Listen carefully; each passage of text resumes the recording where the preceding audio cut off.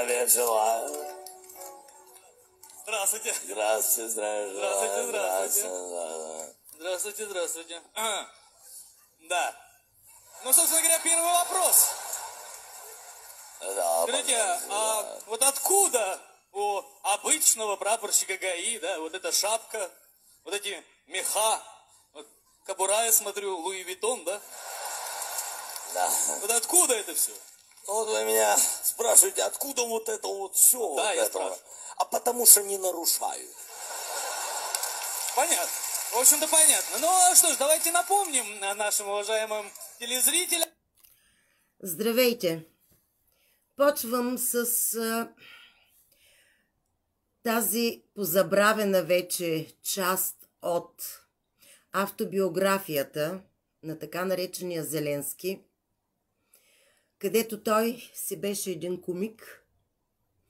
И много интересно защо, ако си спомняте, ако не си спомняте, намерете тази негова част от кариерата му и ще ви направи впечатление, че той или сценаристите му доста добре под формата на хумор казаха на всички какво ще се случи в Украйна. Ние забравихме много неща. Забравихме, че истинската кариера на Зеления е комик-артист. Забравихме, когато Тръмп не спечели, втория път, бидона сложиха пред кулисите. Тогава на много хора им направи впечатление, че самата инаугурация не е същата, както през всичките тия години. Военните, които по принцип са там, присъстват на инаугурациите, да, бяха, но само с униформа, без пагони, без отличителни знаци, без ордени, медали, без нищо. Забравихме, че на Зеления военните, когато от бункерите, не знам какво там, ги показваха около него щаба, също всички с униформи, но нямат нито пагони, нито отличителни знаци. Една бутафория. Значи, от 2016, според мен, някъде там, когато тези, които и да са те, големите шефове на нещата, са освободили, така да се каже, лапите от човечеството, от тогава се играе една бутафория между съответни сили. И както виждате, в тая бутафория се използват масово маски, актьори, компютърно генерирани имиджи, компютърно не знам какво, artificial, дет му викат и така нататък. Прожектират ни един огромен филм с някаква цел. Както в шоуто на Труман, където той най-накрая попита, нищо ли не беше истинско? Всичко ли беше фалш? Всичко ли бяха актьори? Какво му каза Кристофер? Кристофер и аз, Кристоф. Ти беше истински. С човешките си наивно, като по-детски емоции, където приемаш точно както дете буквално и вярваш на всичко, което ти се покаже, приемаш го за истина. Точно тия човешки емоции правят шоуто гледаемо. Ти беше истински, защото вярваше на всичко това. Вярваше, че майка ти е майка, семейството ти е семейство и така нататък. От 2016 насам, особено където пандемията се започна, какво ли не се случи, какви ли не филми я прожектираха. Аз напоследък просто си спомням хора, припомням си нещата. По-добре се върнете назад в архива и си спомнете през годините.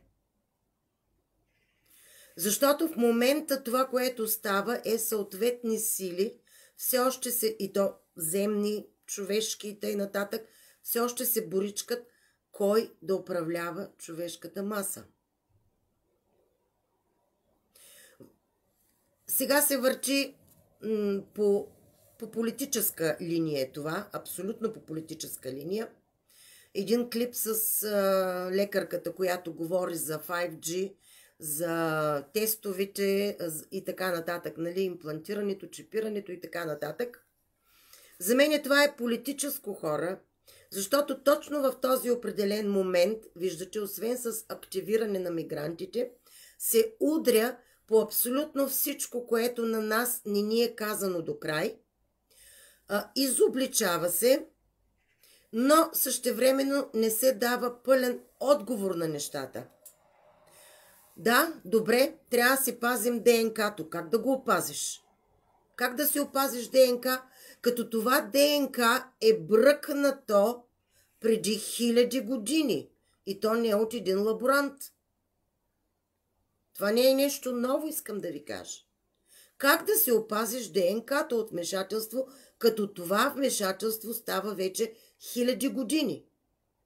И не думка тук как лошите, нали, са ни взели генетични материали от устата, обясняват ни научно, да, така е, как действа, как се свързва с 5G. Но това е хилядолетна, хора, хилядолетна технология.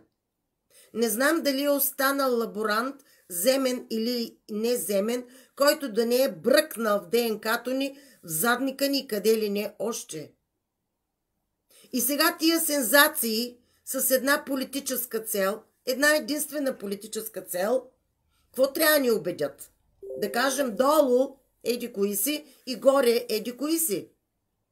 Като темата е много по-дълбока. Никога няма да ни я кажат колко е дълбока. Никога няма да ни дадат рецепта против това как да си предпазим ДНК-то, защото всички лаборанти и тия, уния, и леви, и десни, и средни, и не знам какво, само да им падне. Само да им падне. Запрятат ръкави и ни въртят ДНК-то на шиш както си искат. Няма нужда да ти бръкнат гърлото. Бъдете сигурни. Само да им падне. Какво значи активиране на мигрантите в момента? Всичко е точно на ДНК базирано.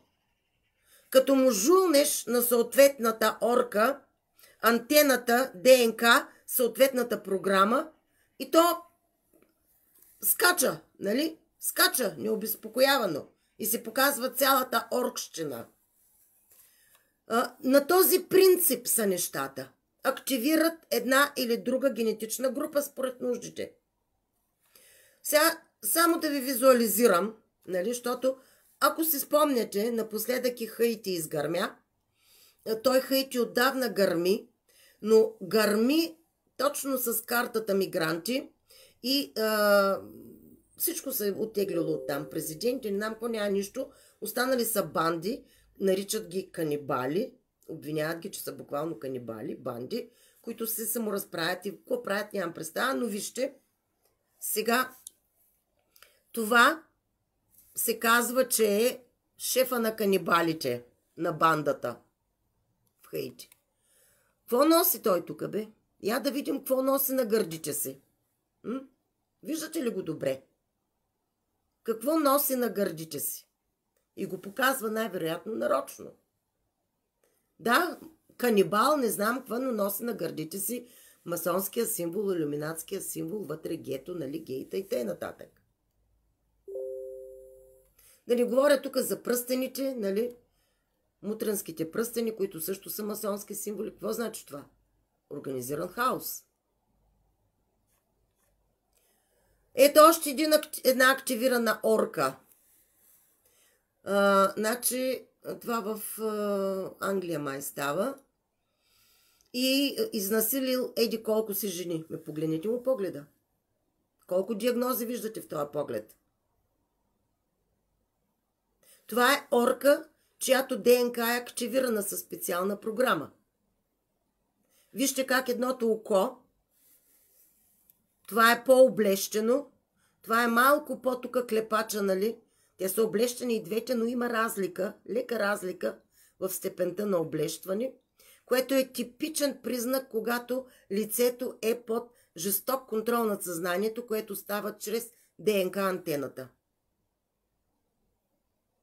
Тези неща няма да ви ги обяснят. Никоя партия няма да ви ги обясни. Нито на Чикагото партията, нито на Бошков партията, нито на кои освободители още. Самото президентство няма да ви го обясни. Никой няма да ви го обясни. Кой, как и защо активира генетично ДНК-то на определени генетични групи. Или мачка определени генетични групи, което си е геноцид. Никога никой няма да отвори уста за това. Защото това е механизма на контрол върху човешката маса. Това е, което им дава власт над човешката маса. Контрола над ДНК-то. И това ви казвам е старо, с 1000 години старо. Това не е нещо, което се случи вчера по време на пандемията.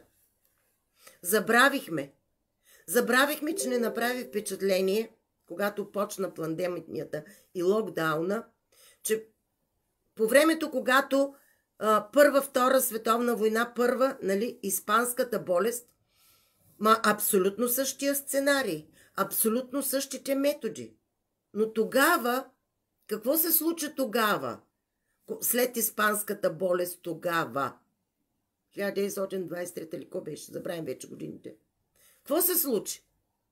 Глобалното радио се случи. След 2 години пандемия испанска болест, се въведе глобалното радио. Ето това ви е. Те просто апгрейдват, усъвършенстват. Днеска е 5G. Пак минахме испанската болест.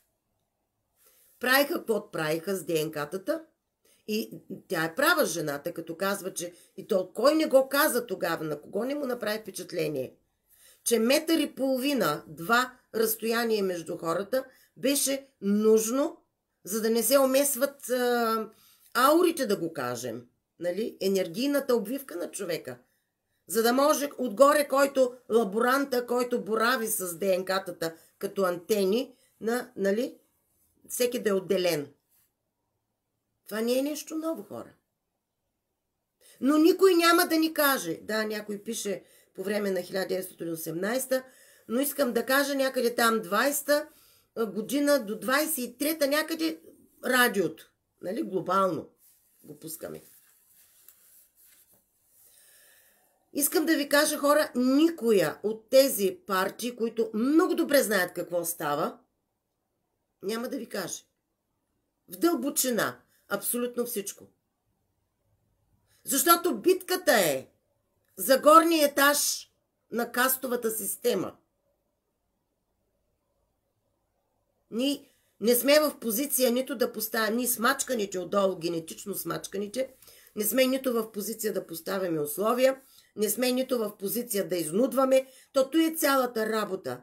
Да стигнеш до такава позиция, че да си в позиция да изнудваш, да поставяш условия. Иначе кой ще обърне внимание? Кой ще седне да говори с тебе? Даже и на улицата да го срещнеш. Не е длъжен да те изслуша, нали? Да го заринеш институцията с писма, всякакви ще ги фърли в буклука. Не е длъжен да те слуша. Защото не си в позиция да го изнудваш. Нямаш нито власт, нито въобще не си скалъпил. Компромати не си извадил, нали? И сега в момента с активиране на мигрантите, ама то е толкова очеизвадно, че тази карта е хвърлена, защото веднага виждате как се организира митинга. Ама от колко време нямаше митинги, бе, хора? Дет се казва, затъжихме се за митинги, бе. От 2020 до сега. Ма затъжихме се за тия митинги, бе. Нали? Триото като сваляше Бойко и т.н. нататък. Но сега вече се организираха. За 0 време се организираха. Аз ще ви кажа, те, които са борят с ногти и с зъби да се докопат до по-висша каста от тая кастова система на обществото, да, и за България говоря, те много добре знаят какво става. Ади отдолу слугите, казано им е нещичко, повярвали са го, разбрали са го тъй нататък, но тези, които са в по-високата каста, са се докопали някакси или се мъчат да се докопат, те долу-горе знаят какво става. Аз, когато страдах от алергии, астми и тъй нататък, тук нали, кошмар някакъв беше, няма да казвам къде, но така или иначе ми се наложи в един момент да търся лекар да ми удари една слушалка. Ща неща. Първо ме пращат при някакъв местен пулмолог.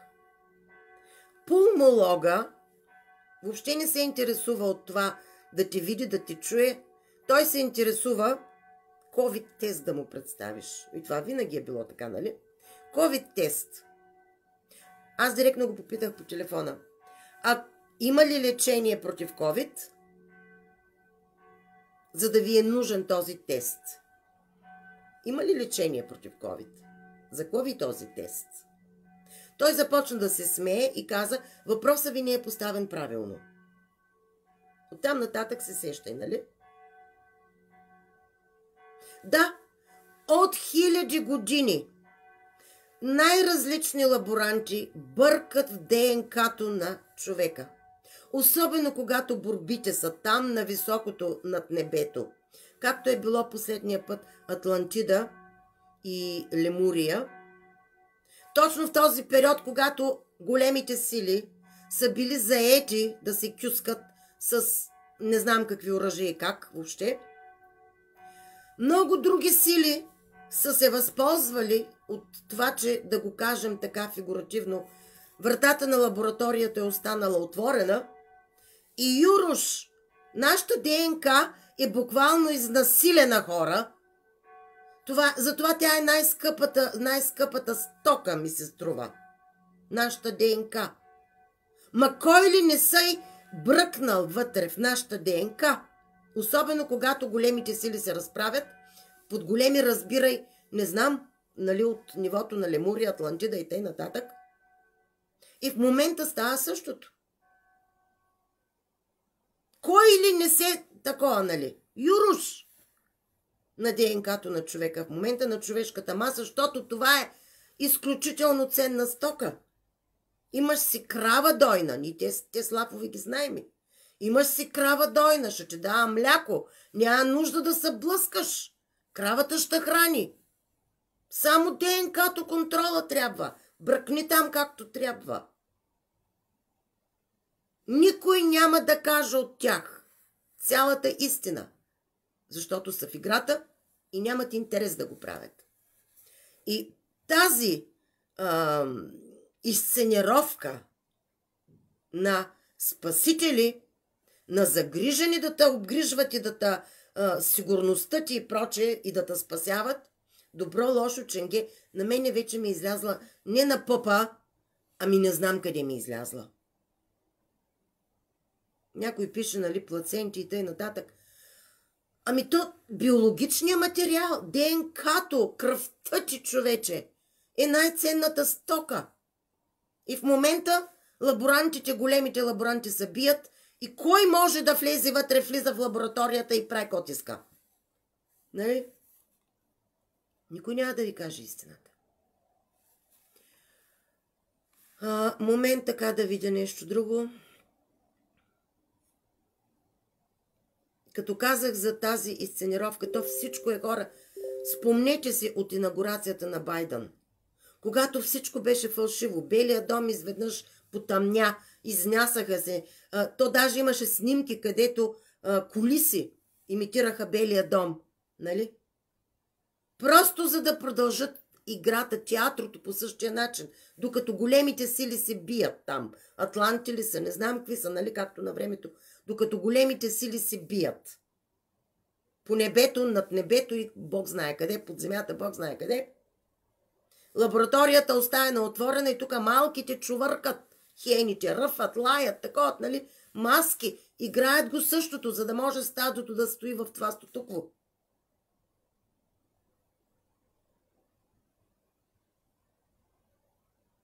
И тези войни, които виждаме на земен план, то не е само... това е... Какво да ви кажа, хора? Аз бях сложила... Чайте да го намеря.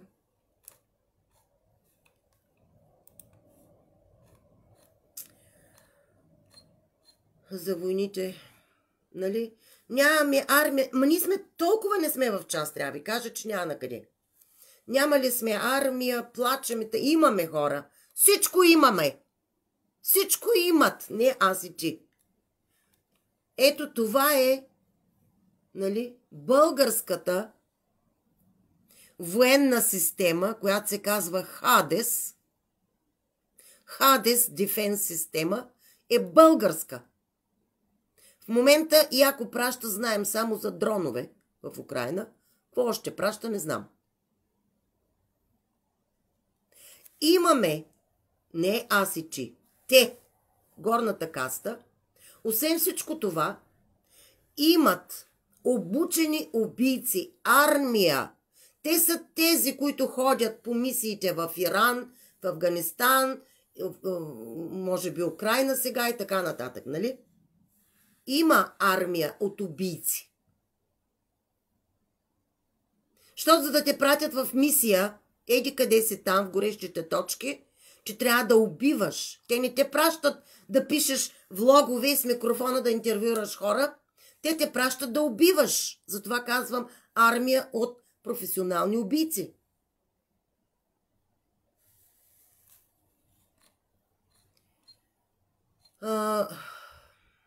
Това е, ще го прескоча, защото вече ми излезе пришки на устата. А ние от години го пищя това нещо за тази прошка. Как ли не ме наричаха? Какво прощаваш, бе, човече? На кого прощаваш, бе?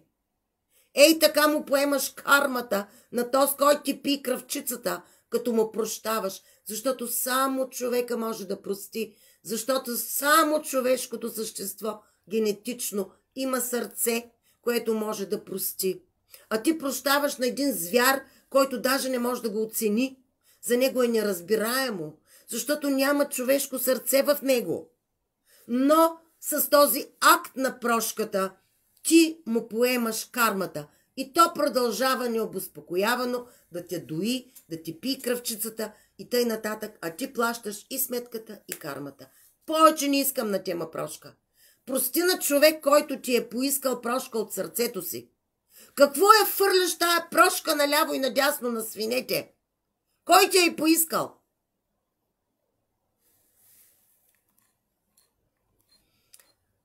Той кю няма да атакувам, то вече те бъзик си правят с нас.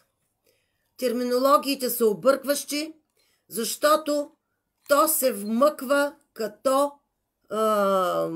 усуладжик, де викат турците, вмъква се отвътре, имитира донора, приемника и хората се объркват кой. Стигна се пак в процеса на изнудването, виждате, Бойко и сие, защото Бойко е лице на някого, пак бива атакуван.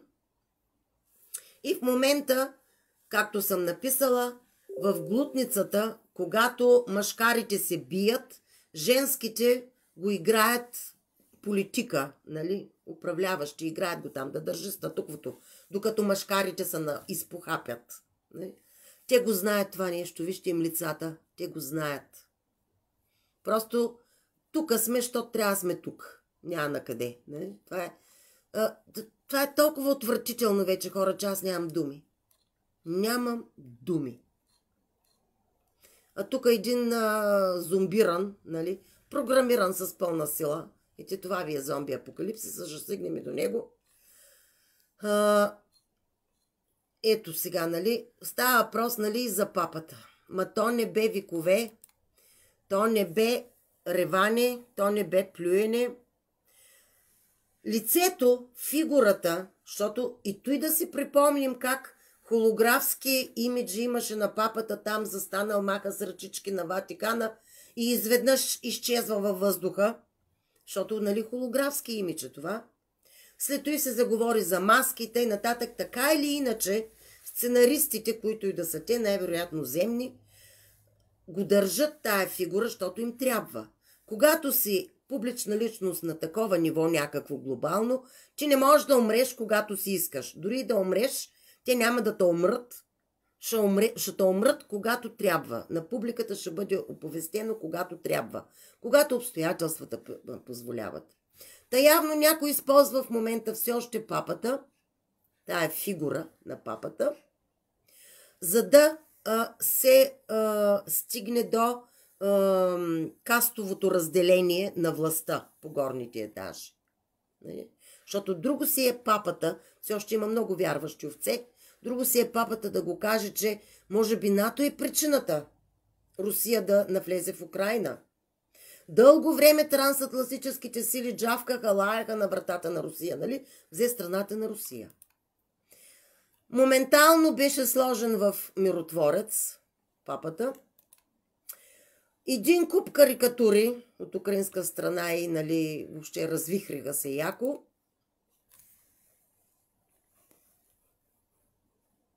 Има ли нещо истинско, бе, хора? Има ли нещо истинско? Това е една друга тема, която се дискутира в момента. Хари, като се среща с Мелания, това е от клип. Така че не е фотошоп снимка, клип. Аз го гледах. Той клип може да е фотошоп, нали? Но така или иначе някой някъде иска да даде сигнал и го дава чрез Хари. Двата пръста, нали, пъхнати вътре, което нали, е символа на рогатия бог и т.н. Нали, на сатанистите. В хеви метала се използва също, но той е като синджър. Защо го даде този знак Хари, който иначе може да се види на много места, и не само той, нали? Пъхнатата ръка в пазвата. То от много отдавна това е един символичен знак за тях, по който те си дават и кодове, като код, нали, някакви съобщения, като кодова система. Но обикновено ръката е пъхната така.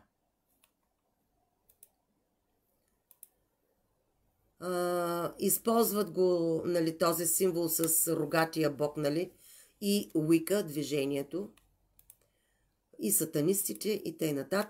Ето, нали, от край време е известна тази позиция на пъхнатата в пазвата или в шинела в униформата ръка. Нали? Но цялата ръка. Не, нали, този знак, където само двата пръста. Нали? Те наречения сатанински знак.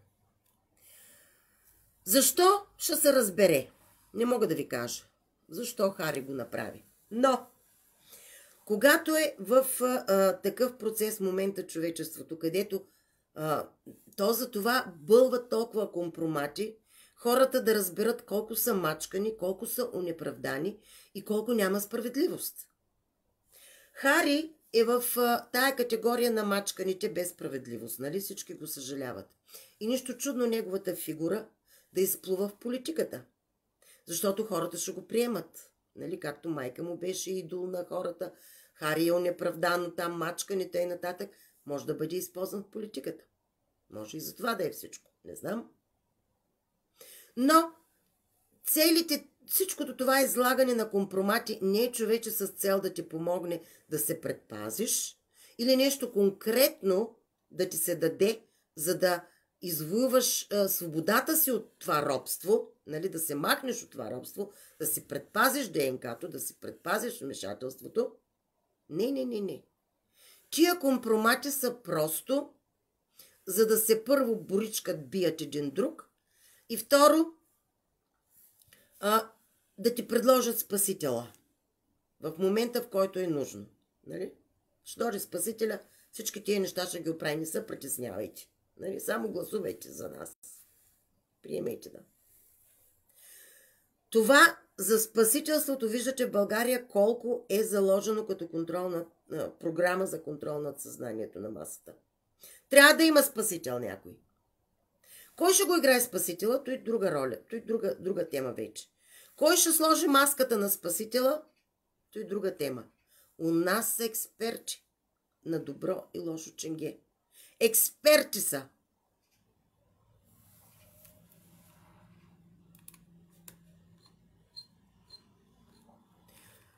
Момент само да видя нещо друго съществено, дали няма да. Аз знам, че много хора ще подскочат.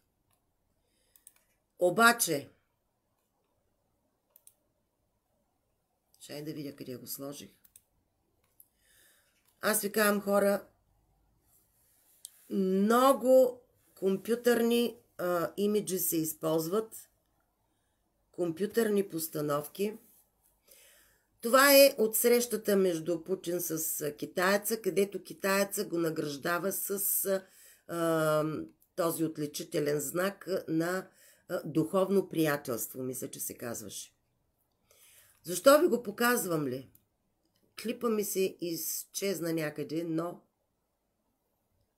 ако го увелича и се вгледате, виждате ли тук бялата черта? Контурите. Виждате ли контурите? Контурите. Това е един от многото признаци, когато ви се прави CGI, компютърно генериран клип.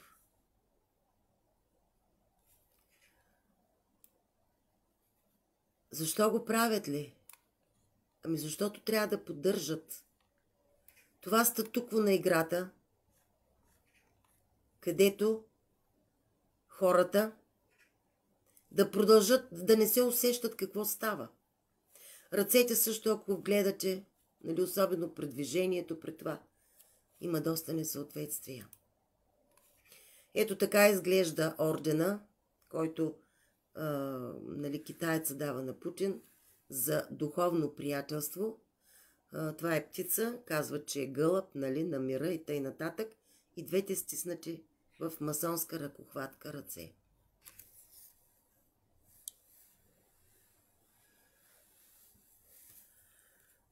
Ами, аз много искам, хора, на мене си да кажа нещо позитивно, нещо обнадеждяващо. Много искам на мене си да го кажа. Единственото, което мога да кажа на себе си е: чакай да си чуя сърцето, какво ми казва, чакай да си чуя интуицията, чакай да усетя енергиите около мене, добре ли се чувствам в тия енергии, като за човешкото ми същество ли са, или някой ми праска нечовешки енергии, да ме смачка, да ме уби и въобще да ме елиминира. Това е единственото, което мога да кажа на себе си. Да се пусна антените и да усещам какво идва срещу мене отвън. Благоприятно ли ми, не ми ли благоприятно. Всичко друго поставяш една огромна въпросителна, защото се играе. Огромен сценарий се разиграва, където истинския си само ти, човече, който вярваш истински на това, което ти покажат. Да, има периоди, в които чувстваме, че примката е така около нас, енергийната примка малко се разхлаби. Ох, да подишаме, да дойдем на себе си. И както пресилено го написах, но кой знае, може да не е пресилено, може да звучи много щуро, но в моменти, особено последния месец, когато енергиите толкова драматични бяха, убийствено драматични, античовешки, аз имах чувство, че някой ни уби. Буквално на изпоизтрепа човешките същества и след това върнаха времето назад, нали, до определена точка, дето се казва, съживиха ни.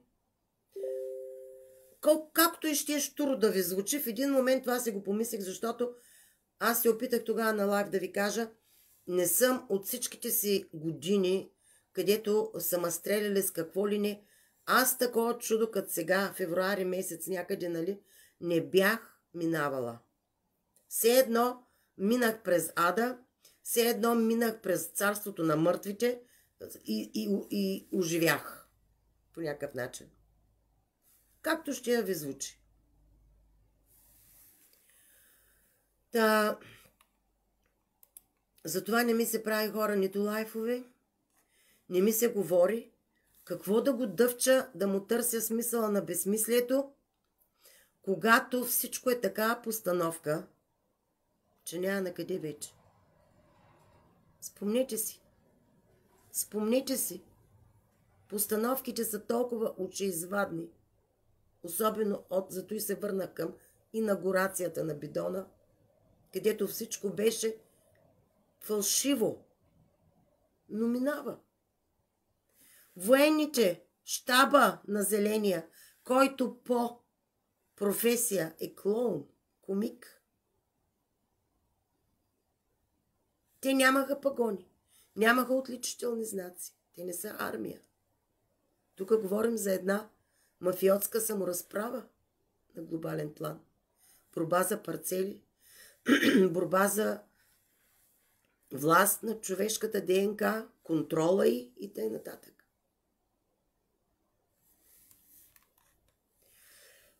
Извиняйте, леко се позакашлях. Тук, нали, след папата убиха се от карикатури, нали, направиха го на посмешище, защото, нали, фигурата на папата в момента се използва, защото има много религиозни хора, все още силно вярващи, и друго си е, нали, папата, като го каже това нещо. Друго си за вярващите. Защо са активирани мигрантите в момента? Не се чудете. На времето Бойко активираше циганите. Това, нали, го помните също? Като стане някаква предизборна така запъни са нещо, започват да се заплашват и почваха цигани да пребиват и изнасилват баби, дядовци за 5 лева, трошат зъби и т.н. и т.н. Нали си го спомняте това нещо? Или по улицата? Сега мигрантите. По-лесно е. Нали? Защото то е една енигма това. Кой то с мигрантин, нали? Второ, не се отнася, нали, до циганския въпрос, не дай си Боже да те обвинят някакъв местен расизъм. Има някакви там мигранти. Някаква енигма. Кои са те, бе? Какви са по народност, бе? Мигранти. Там убили, изнасили, били, прибили и т.н. Някой ги активира. И друго ще ви кажа. Пак се го припомните. Помните ли, когато се плъзна така леко в новините, че Бойко се е преместил в... Те се преместиха в Старото народно събрание, нали, защото... Или партийния дом, по-скоро, стария партиен дом, се преместил в кабинета на Тодор Живков. Плъзна се така лекичко. Спомняте ли си го? И аз бях правила един лайв или ходих да видя на Google как изглежда отгоре кабинета на Тодор Живков. Самата сграда на партийния дом изглежда много интересно. Аз ви показвах. С петия ъгъл. И кабинета на Тодор Живков е точно някъде там на петия ъгъл, където е и овалния кабинет, нали? Явно това не е само кабинет, а има нещо много повече в този пети ъгъл, защото точно в този сублимен момент Бойко си премести там офиса. Този кабинет на Байтошо има отделен вход, отделна охрана, там не влизат даже вътрешните хора, вътрешните служители. Значи там има нещо. Технология ли е? Какво е? Един Господ знае. Но има нещо. Важно. Което даже самите служители отвътре не трябва да имат контакт с него, не трябва да го знаят. Слухове, това, онова, нали? То друга работа. Но не трябва да имат допир с това.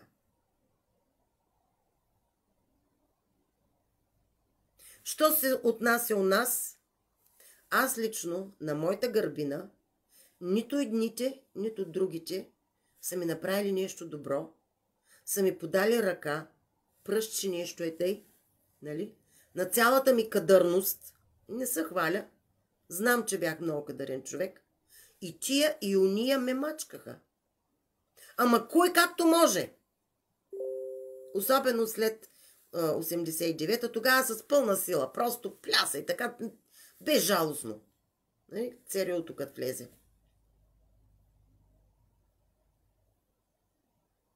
И затова не им вярвам, нито на едните, нито на другите. Лично аз не им вярвам. Те са много умели в това да се разпределят ролята и да го играят добро и лошо ченге, компромати да си вадят, но това е всичко за тях. Така че аз лично не ахам и не окам на тази информация, защото поне 10 пъти до сега ми я изпратиха за докторката на Чикагото, където, нали, описва точно как става професионално, нали, го казва, го разясня с 5G. Но това е една мъничка капка, мъничка снежинка от върха на айсберга и никой няма да ви каже цялата истина, защото с това ще завърша. Това е хилядолетно. Нашата човешка ДНК е разчекната от вмешателство. И никой няма интерес да ви го каже, защото това е властта. Имаш ли контрол над човешката ДНК, ти можеш тия пионки да ги разиграеш както си искаш, като маймуни, да правят каквото си искаш, мляко да ти такот, нали, да те хранят, армия да ти бъдат, орки да ги активираш когато трябва и т.н., защото ДНК-то е антена. Това е много старо. Много старо.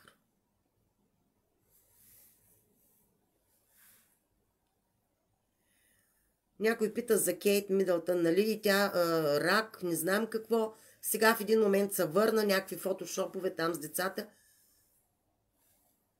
Те са актьори, които биват изтеглени от сцената или вкарвани пак. Според това, докъде силите са стигнали с битките си. Не можеш да умреш като си известна личност. Дори да умреш, не можеш да умреш за публиката, когато... Ще умреш, когато сценариста разреши. Ще умреш. Може да не си умрял, но те обявят за умрял. Кой вярва на всичко това? Човека. Кой истински, като едно детенце, влага емоции, чувства, надежди и т.н. като Труман. Ти беше истински. С вярването си, с емоциите си, с надеждите си, с целия си човешки енергиен капацитет, ти беше истински и правеше шоуто да се гледа. Айде, хора. Чао, че стана дълго.